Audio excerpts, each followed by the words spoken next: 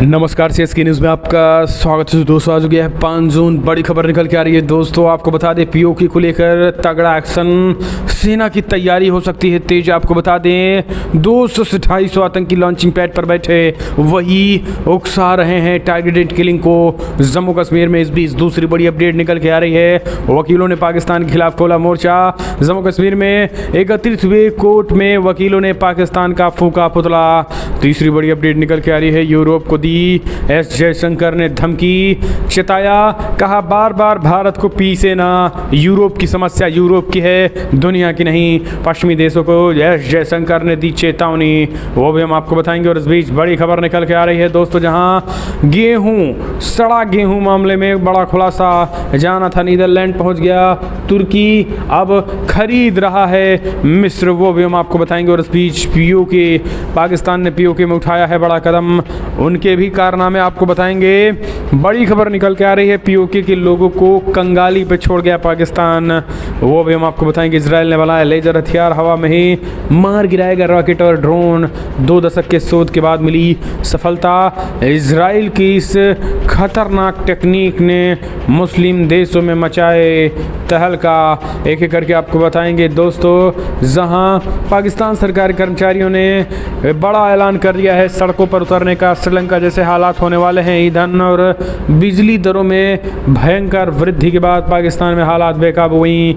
कानपुर में भी योगी आदित्यनाथ मुख्यमंत्री ने ताबड़तोड़ एक्शन लेना शुरू कर दिया। तो एक एक करके आप विस्तार से बताएंगे, लेकिन उससे पहले एक छोटा सा निवेदन, अगर आपने चैनल को भी सब्सक्राइब नहीं किया, पल पल के अपडेट के लिए चैनल को सब्सक्राइब करो। इसकी इंडियन आर्मी के लिए जय हिंद लिखना मत भूलिएगा दोस्तों। 2 साल पहले बड़ी अपडेट निकल के आ रही है, आपको बता दें जम्मू कश्मीर ने घाटी से बाहर ट्रांसफर, अमरनाथ यात्रा में बदलाव, कश्मीर में टारगेट किलिंग पर सरकार का ताबड़तोड़ एक्शन, आतंकियों की सफाई के लिए प्लान, पूरी तरीके से लश्कर के 3 आतंकी गिरफ्तार, आईडी भी हुआ बरामद।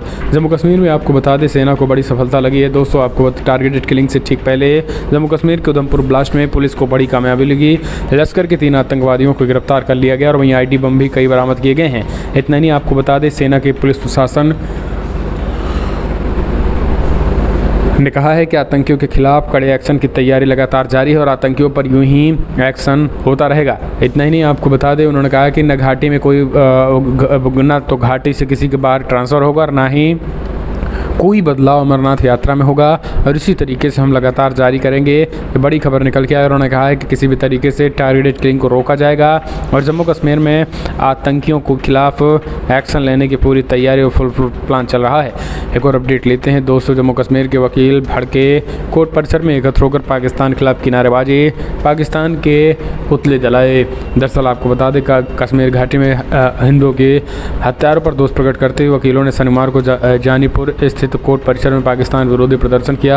प्रदर्शनकारी वकीलों ने पाकिस्तान को इन हत्यारों के लिए जिम्मेदार ठहराते हुए पाकिस्तान के खिलाफ जमकर नारेबाजी की है। आपको बता दें वकीलों ने केंद्र सरकार व प्रदेश प्रशासन से भी कश्मीर में हिंदुओं की सुरक्षा के लिए पुख्ता कदम उठाने की अपील की है। वकीलों ने कहा है कि कहीं न कहीं सरकार व प्रशासन भी कश्मीर में काम कर रहे बाहरी लोगों को तो सुरक्षा करवाने में विफल साबित हुई है। ऐसे में ज़रूरी है कि आतंकियों की कमर तोड़ने के साथ लोगों की सुरक्षा भी पुख्ता की जाए। वकीलों ने ये प्रदर्शन Jammu Kashmir high court bar association के बैनर तले किया है।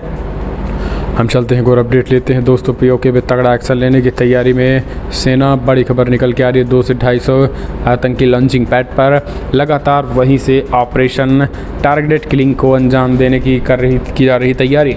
दोस्तों आपको बता दें सेना जो है काफ़ी सतर्कता पूर्वक और काफ़ी बारीकी से कदम बढ़ा रही है।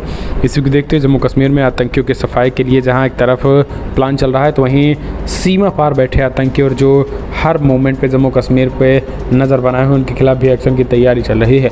आपको बता दें सेना बड़े एक्शन की तैयारी कर सकती है, पीओके में तगड़ा एक्शन ले सकती है, क्योंकि पीओके में बड़े पैमाने पर आतंकी जो है वो बैठे हुए हैं। इस बात का पता चला, और ऐसे में पीओके में सेना कभी भी ऑपरेशन चला सकती है। आपको बता दें सेना आतंकी को लगातार जो है आतंकी कश्मीर में हालात ख़राब करने के पीछे, टारगेटेड किलिंग के पीछे भी इन्हीं का हाथ है। हम चलते हैं और अपडेट लेते हैं दोस्तों। अगली खबर, सड़े गेहूं मामले में बड़ा खुलासा, जाना था नीदरलैंड पहुंच गया तुर्की, अब खरीद रहा है मिस्र। तुर्की में इस सप्ताह लौटाए गए भारतीय गेहूं को मिस्र एक व्यापारी ने खरीद लिया है। तुर्की ने 56,000 टन भारतीय गेहूं को यह कहकर लौटा दिया कि इसमें रूबेला वायरस पाया गया है, मगर इस खेप के मिस्र के एक व्यापारी ने खरीदा है। यह जहाज़ गेहूं को लेकर इस अफ्रीकी देश की ओर रवाना हो गया है। अब तुर्की से गेहूं लौटाए जाने के मामले पर भारत सरकार ने बड़ा खुलासा कर दिया। भारतीय गेहूं रूबेला वायरस पाए जाने के बाद बताकर तुर्की ने खेप को लेने से इनकार कर दिया। हालांकि तुर्की को भेजी गई गेहूं की खेप सीधे भारत से निर्यात नहीं की गई थी। इसे भारतीय कंपनी ITC लिमिटेड ने नीदरलैंड स्थित एक कंपनी को बेच दिया था। इसके बाद से ये तुर्की पहुंच गया था। वाणिज्यिक और उद्योग मंत्री पीयूष गोयल ने इस मामले में खुलासा करते हुए कहा है कि गेहूं की खेप को हॉलैंड जाना था, लेकिन हमें इस बात की जानकारी नहीं है कि इसे किसने और कब तुर्की के लिए मोड़ दिया। गोयल ने कहा है कि इस बात की जानकारी ITC को भी नहीं थी। और इसके अलावा गोयल ने कहा है कि नीदरलैंड खाद्य और कृषि आयात नियमों के अनुसार गेहूं की मंजूरी दे दी गई है। एक और अपडेट लेते हैं, आपको बता दें बड़ी खबर निकल के आ रही है। तो दोस्तों, चाइना के साथ भारत की समस्याओं का यूक्रेन या रूस से कोई लेना देना या ताल्लुक नहीं है। जयशंकर ने साधा यूरोप पर निशाना, कहा यूरोप की समस्या यूरोप की है, दुनिया की नहीं। विदेश मंत्री एस जयशंकर ने क्लियर कट दिया जवाब। दरअसल दोस्तों, विदेश मंत्री एस जयशंकर ने शुक्रवार को यूरोपीय देशों पर सीधा सीधा हमला बोला और उन्हें चेतावनी भी दी। उन्होंने कहा कि यूरोप को उस मानसिकता से बाहर निकलना होगा जिनकी समस्याएं पूरे दुनिया की समस्याएं हो चुकी हैं, लेकिन दुनिया की समस्याएं यूरोप की समस्याएं नहीं हैं। इसके साथ ही उन्होंने यूरोप के उस विचार को खारिज कर दिया है। कहा कि अगर चीन के साथ भारत की समस्याएं बढ़ती हैं तब यूक्रेन पर भारत के रुख के कारण से वैश्विक समर्थन प्राप्त करने में परेशानी आ सकती है। विदेश मंत्री ने कहा है कि भारत के चीन के साथ रिश्ते असहज हैं, लेकिन हम इनके प्रबंधन में पूरी तरीके से सक्षम हैं। आपको बता दें, स्लोवाकिया की राजधानी वास्तालिया में एक सम्मेलन को संबोधित करते हुए एस जयशंकर ने कहा है कि चीन को इस बारे में कहीं और से मिसाल की ज़रूरत नहीं है। हमें कैसे शामिल करें, ना करें या फिर हमारे साथ असहज रहें या सहज रहें, एस जयशंकर ने कहा हमें इससे फ़र्क नहीं पड़ता है। उन्होंने कहा है कि यूरोप की समस्या कैसे पूरी दुनिया की समस्या हो सकती है। यूरोप की समस्या यूरोप की समस्या है, दुनिया की समस्या नहीं हो सकती है। पश्चिमी देशों को जयशंकर ने नसीहत देते हुए कहा है कि आज हमारा अगर चाइना के साथ कन्फ्लिक्ट है, पाकिस्तान से कन्फ्लिक्ट है, तो ये यूक्रेन या रूस से कोई ताल्लुक नहीं है इसमें। इस तरीके से उन्होंने उदाहरण देते हुए सीधे सीधे कहा है कि हम अपनी विदेश नीति स्वतंत्र करेंगे और हमारी विदेश नीति का किसी से तुलना नहीं करना होगा। और इसी को देखते उन्होंने बड़ी फटकार लगाई। एक और अपडेट, पाकिस्तान ने POK में उठाया बड़ा कदम, हालात बिगड़ने की दी चेतावनी। दरअसल पाकिस्तान के कब्जे वाले कश्मीर POK के हालात और वहां के लोगों को दयनीय स्थिति की जानकारी समय समय पर सामने आती रही है। अब खबर मिल रही है कि पाकिस्तान सरकार ने POK के बजट में भारी कटौती कर दी है। United Kashmir people's national party के चेयरमैन और मानवाधिकार कार्यकर्ता के शौकत अली कश्मीरी ने बताया है कि पाकिस्तान सरकार ने POK के विकास बजट में 2.5 अरब रुपए की कटौती की और इसके साथ ही आम बजट में 7 अरब रुपए की कटौती दी है। उन्होंने POK की इस स्थिति को चिंताजनक बताया। POK के निर्वासित नेता शौकत अली ने ट्वीट करके कहा है कि पाकिस्तान सरकार ने POK के विकास के लिए बजट में 2.5 अरब रुपए और आम बजट में 7 अरब रुपए की कटौती की है। उन्होंने सिलसिलेवार ट्वीट करके कहा है कि पहले सरकार ने 2021 और 22 के लिए 49 अरब रुपए के कुल बजट पर सहमति जताई थी। ताज़ा अपडेट से पता चला है कि बजट में भारी कटौती की गई। एक और अपडेट लेते हैं दोस्तों, बड़ी खबर, हथियार हवा में मार गिराया गया रॉकेट और ड्रोन। 2 दशक के शोध के बाद इजराइल को मिली बड़ी सफलता। दरअसल इजराइल ने आकाशीय खतरों से निपटने के लिए लेज़र हथियार बना लिया है और ये रॉकेट, मोर्टार के गोले, ड्रोन और एंटी टैंक मिसाइल को महज कुछ सेकंड में हवा में मार गिरा सकते हैं। इजराइल को 2 दशक के शोध और परीक्षण के बाद ये सफलता मिली है। हालांकि इस हथियार को तैनात करने में अभी लंबा वक्त लगेगा। ये माना जा रहा है कि फ़लस्तीन में सक्रिय हमास के हमलों से निपटने के लिए ये हथियार तैयार किया गया है। आपको बता दें, इजरायली रक्षा अधिकारियों ने बताया है कि देश के दक्षिणी रेगिस्तान इलाके में लेज़र सिस्टम को कई बार सफल परीक्षण किया गया है। इनमें रॉकेट, मोर्टार, गोले और ड्रोन को तबाह कर दिया गया है। इजराइल ने लेज़र एयर डिफेंस सिस्टम को आयरन बीमा नाम दिया गया है। तो ये चीज़ें निकल के आ रही हैं। तो दोस्तों, हम चलते हैं, एक और अपडेट लेते हैं दोस्तों। अगली खबर निकल के आ रही है, 2 देशों के युद्ध में फंसा श्रीलंका, रूसी विमान को उड़ने से रोका, रूसी राजदूत ने किया तलब। दरअसल रूस यूक्रेन युद्ध का असर अन्य देशों पर सीधे सीधे दिख रहा है। दोनों के युद्ध में श्रीलंका फंसता दिख रहा है। श्रीलंका में एक रूस संचालित हवाई जहाज को उड़ान से पहले जब्त कर लिया गया। इसे लेकर विवाद बढ़ता जा रहा है। इस हवाई जहाज को उड़ाने से पहले तब रोक लिया गया जब उसमें 200 लोग सवार थे और रूस लौट रहे थे। इस घटना के बाद शनिवार को रूसी विदेश मंत्रालय ने श्रीलंका के राजदूत जानिया लियोंग को तलब किया है। रूसी समाचार एजेंसी तास के मुताबिक विदेश मंत्रालय ने कहा है कि हमने श्रीलंका से अगली अपडेट निकल के आ रही है। पाकिस्तान सरकार के कर्मचारियों ने की बड़ी घोषणा, कहा ईंधन और बिजली दरों में बढ़ोतरी के कारण देश में देंगे धरना। दरअसल पाकिस्तान इन दिनों बुरे आर्थिक दौर से गुजर रहा है। देश की जनता आवश्यक जरूरतों के लिए दैनिक संघर्ष से जूझ रही है। वहीं ऐसे में पाकिस्तानी सरकारी कर्मचारियों ने शुक्रवार को बड़ी घोषणा की और उन्होंने कहा है कि वे सरकार सोमवार को देश के वित्त मंत्रालय के बाहर ईंधन और बिजली दरों में अभूतपूर्व वृद्धि के कारण धरना देंगे। धरने में कर्मचारी अपने वेतन में वृद्धि की भी मांग करेंगे। दरअसल पाकिस्तानी अखबार डॉन अखबार की रिपोर्ट के अनुसार सरकारी कर्मचारियों के एक गठबंधन ने आगामी बजट में बढ़ोतरी के लिए दबाव बनाने के लिए वित्त मंत्रालय के बाहर सांकेतिक धरना देंगे। इस पूरे मामले पर all governance employees grand alliance के चीफ कोऑर्डिनेटर रहमान बाजवा ने कहा है कि कर्मचारियों के 50% वेतन वृद्धि दी जानी चाहिए। उन्होंने कहा है कि हमारे सांकेतिक धरना का उद्देश्य कर्मचारियों के मुद्दे पर सरकार को संवेदनशील बनाना होगा। 9 जून को हम धरना देंगे जिनमें देश भर से हजारों कर्मचारी शामिल होंगे। उन्होंने आगे बताया है कि सरकार ने पेट्रोलियम की कीमतों में PKR 60 प्रति लीटर तक की पुष्टि की थी, जिनमें अन्य वस्तुओं की कीमतों में बढ़ोतरी होगी। इसलिए सरकारी कर्मचारियों के वेतन में महंगाई दर के हिसाब से बढ़ोतरी की जानी चाहिए। इसके अलावा बाजवा ने कहा है कि तदर्थ राहत को समाप्त करने के लिए इसे नियमित वेतन का हिस्सा बनाने के लिए सरकार से पिछले साल के समझौते को लागू करने का आश्वासन मिलते एक कर्मचारी अपनी हड़ताल वापस नहीं लेंगे। इस तरीके से उन्होंने ये बातें कही हैं। हम चलते हैं एक और अपडेट। आर्थिक संकट के बीच श्रीलंका में जरूरी दवाओं की किल्लत, राष्ट्रपति ने कोविड फंड से 1.5 अरब रुपये जारी करने का आदेश दिए। दरअसल आपको बता दें, श्रीलंका के राष्ट्रपति महिंदा राजपक्षे गोटबाया राजपक्षे ने देश में आर्थिक संकट के बीच जरूरी दवाओं के आयात के लिए कोविड-19 से 1.5 अरब रुपये जारी करने का आदेश दिया है। और इस बात की जानकारी कोलंबो स्थित अपने आधिकारिक आवास स्वास्थ्य क्षेत्र में संकट को लेकर चर्चा के दौरान दी गई। राष्ट्रपति ने कहा है कि बीमारी को नियंत्रित करने के अन्नदाताओं ने जो पैसे दिए हैं उनका इस्तेमाल स्वास्थ्य से जुड़ी ज़रूरतों के लिए किया जा सकता है, क्योंकि कोविड-19 महामारी अब नियंत्रित हो गई है। ये जानकारी राष्ट्रपति के मीडिया डिवीज़न के हवाले से कोलंबो पेज ने दी है। आपको बता दें, रिलीज के अनुसार राष्ट्रपति राजपक्षे ने भारत की क्रेडिट लाइन के तहत स्थानीय स्तर पर दवा निर्माण में तेज वृद्धि और इनके लिए जरूरी कच्चा माल प्राप्त करने की संभावनाओं की तरफ इशारा किया।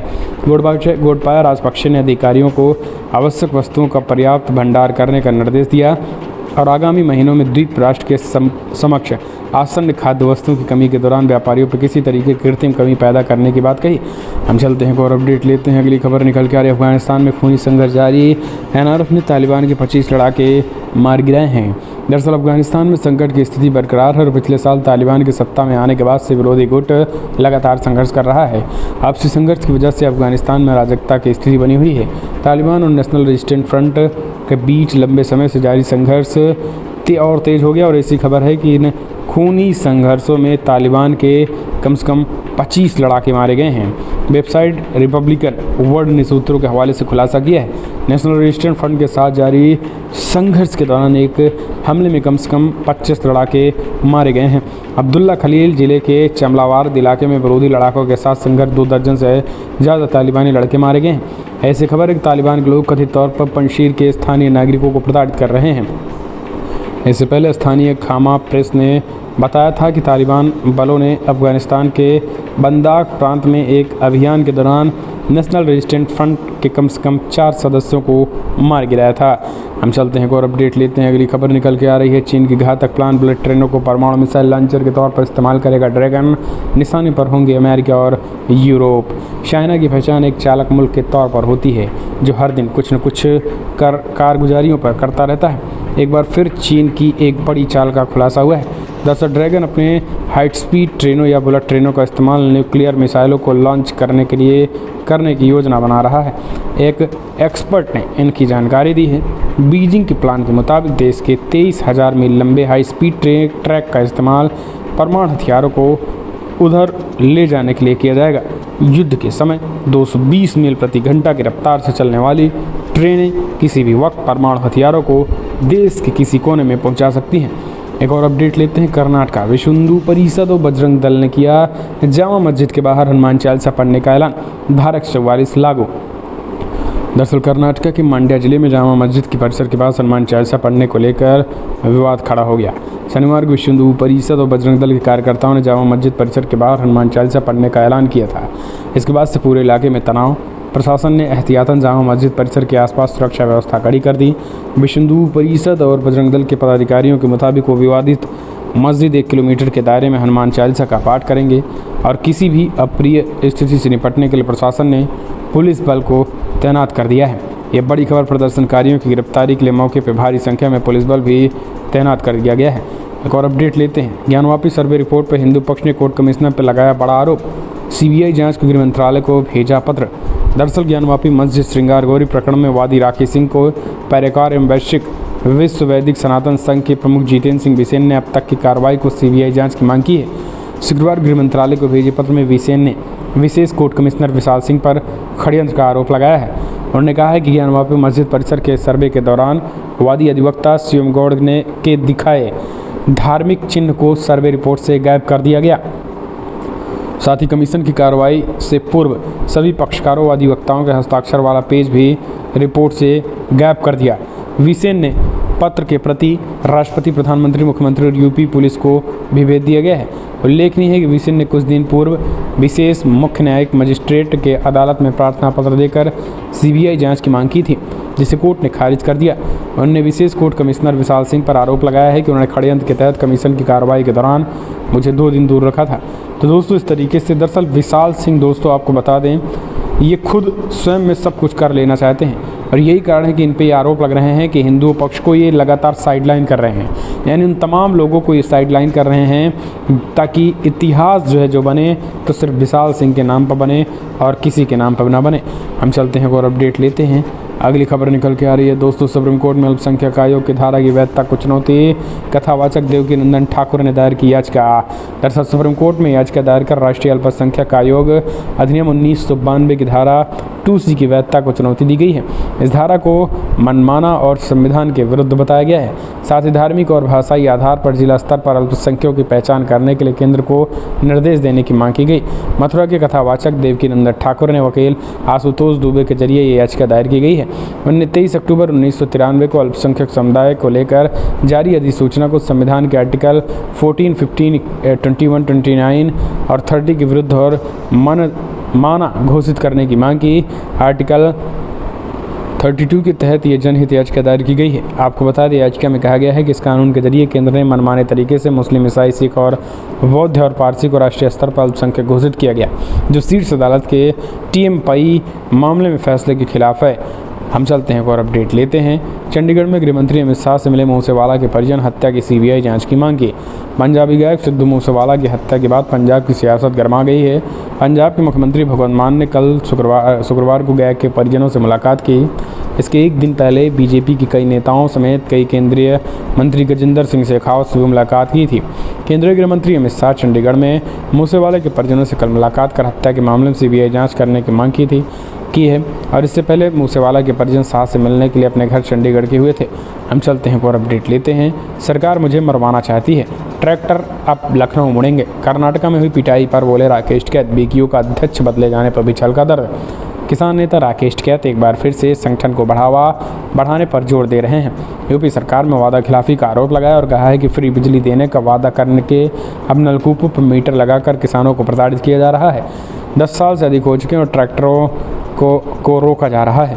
अब ये ट्रैक्टर इस बार दिल्ली के बजाय लखनऊ की तरफ मुड़ सकते हैं। टिकैत ने एक बार फिर से किसानों से संगठन को आगे बढ़ाने की अपील की है।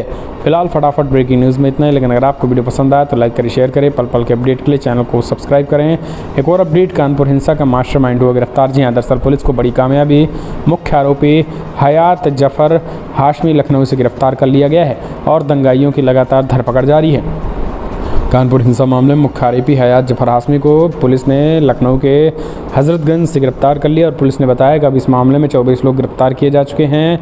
कानपुर के पुलिस कमिश्नर विजय सिंह मीणा ने बताया है कि ह्यूमन इंटेलिजेंस से पता चला है कि आरोपी शहर छोड़कर जा चुके हैं और ताबड़तोड़ गिरफ्तारी लगातार जारी है। सीएम योगी आदित्यनाथ के बाद उन्होंने भी स्पष्ट कहा है कि जिहादियों के कड़े एक्शन